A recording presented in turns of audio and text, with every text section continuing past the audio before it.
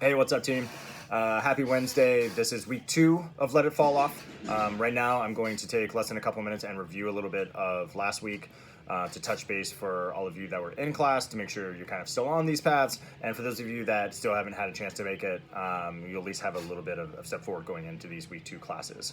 So the basics, we're essentially just trying to take all of this information in 6 weeks, and we're trying to narrow it down as quickly as possible, and it's all subjective, but as quickly as possible to help you out. If all your variables are all the way outside this picture frame, I can't really see what's going on. But the more you use the app, the more you chime in on some of these basics that I'm about to touch on again, the more those variables start to narrow, and the more like Lauren can help you, I can help you, Chris can help you.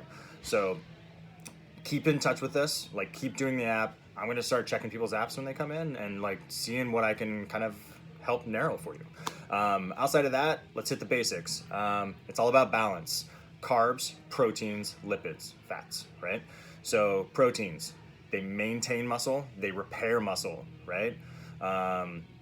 Lipids, so fats, they're stored energy, right? So stored energy is something you probably should have a little bit more for breakfast and a little less as the day goes on, right? As the day goes on, your body's gonna pull from that and it's gonna like use some of that stored energy. So fat's a little bit more at breakfast, a little bit less as you go on, right?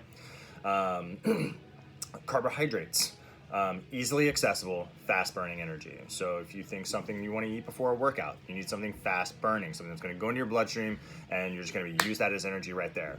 An apple is a decent example. Like it has about 20 grams of carbohydrates in it, and it's gonna go straight into your bloodstream, right? You're gonna use that. So about 30 minutes, 45 minutes, an hour or something before your workout, maybe an apple or a banana, maybe some oats if you want something a little bit more self-sustaining.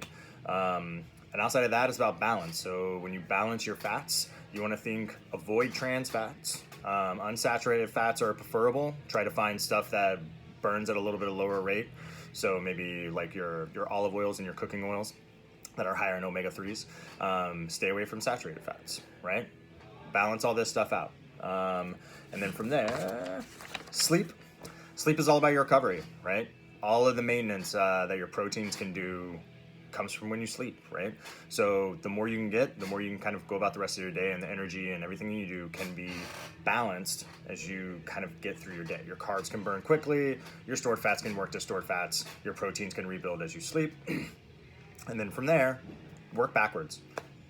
Everybody has a certain amount of sleep that they kind of need to function highly at the end of the day. Like I know I'm around 7 hours, right? Anything more is a bonus, anything less, I kind of struggle with. So find your balance, because once that balance kind of comes in, your hormones level out. The two hormones that are in the gut that kind of dictate and get released and suppressed when we sleep and not sleep enough also have a direct relationship with our hunger. So keep that in mind, and hit me up with any questions on that.